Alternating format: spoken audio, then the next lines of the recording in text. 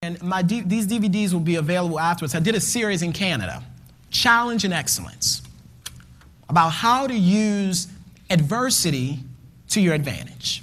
And I want to talk a little bit about that here, about persistence.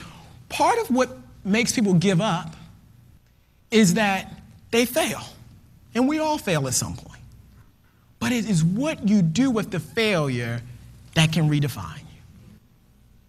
You know, I often like to tell a story about how I was, some people were rejected from their number one choice for college. That wasn't me. I was accepted and then rejected. And people might be wondering, well, how do you get accepted and then rejected? Well, I'm going to tell you how, right? So anybody who knew me in high school knew I was going to West Point. I was all about that. West Point Military Academy. It was all on my walls. I see my mom smiling. It was everywhere, okay? This was what I saw as God's will for my life. I'm supposed to be at West Point. I'm supposed to be at West Point. And I did all the things I thought I was supposed to do. I went after my junior summer to this seminar there.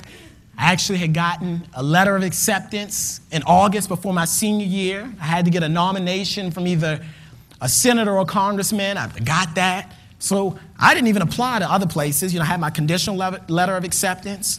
Then like March, in my senior year, I get a letter saying, because it was only conditional on the medical test, not the physical test. I mean, I know y'all looking at me crazy now, but I was actually in shape then, I promise. There's some crazy things you'll do when you have a goal. But and I said, wait a minute. Get this letter, open it up, and it says, we saw your medical test, we saw something in your medical history, and it's non-waiverable. So it's nothing really we could do. Here I am, March of my senior year. I mean, I'm worse off than having just been rejected off jump, right? Because now it's March and I applied nowhere.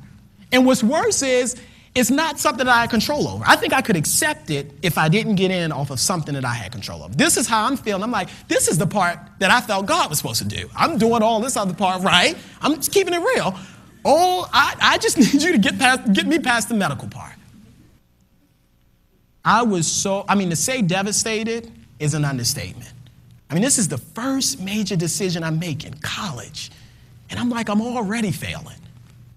I mean, everybody at my school knew that I was supposed to be at West Point. I just wanted to crawl under a rock. And you know how the enemy does it, because then people coming up to you, so when you going to West Point, or when we going up there? Now people weren't even saying anything from August through March. Now when I get the letter that I can't go, every day there's something else about West Point. We're watching a video in class, and it's, West Point guy walks across the screen. So it's out of control. And I remember, really, I would come home and I would just be crying. I'd be so sad.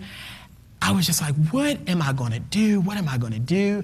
And I remember it hit me so strongly. And I just got up and I said, you got to do something. Okay, so you failed. Okay, so you're humiliated. Okay, so you're beyond humiliated. But what am I going to do now? It's like John Kennedy said, people who are successful fear failure too, they just don't let it stop them. People who are successful fear failure too, they just don't let it stop them. So what I said was, okay, I got up. And first I had to encourage myself in the Lord. I had to do like David. I did. I had to have a talk with myself and say, West Point is not the end goal. It never was. And if I made it the end goal, that wasn't on God, that's on me. Because it was never about West Point. It's about God's plan for my life. And I thought about, okay, what am I going to do now? And I called Morehouse. Because I'd heard a lot about Morehouse. I remember when I called, the guy said to me, he said, do you know what time it is? And I looked, I said, well, 2 o'clock, sir. He said, no, I'm talking about the time in the application process. I was like, well, okay. And he's like, you are beyond late, and I don't really think we can really do anything. And, he went on for a couple more sentences. I don't even think I let him stop. And I said, sir, with all due respect, I'm not getting off this phone until you give me an application. I'm not getting off this phone until you give me an application. And he got quiet.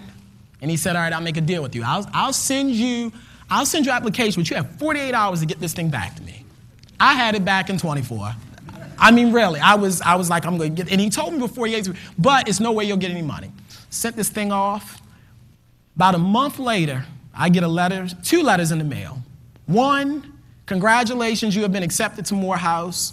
Second letter, congratulations, you have a full tuition, room, and board scholarship.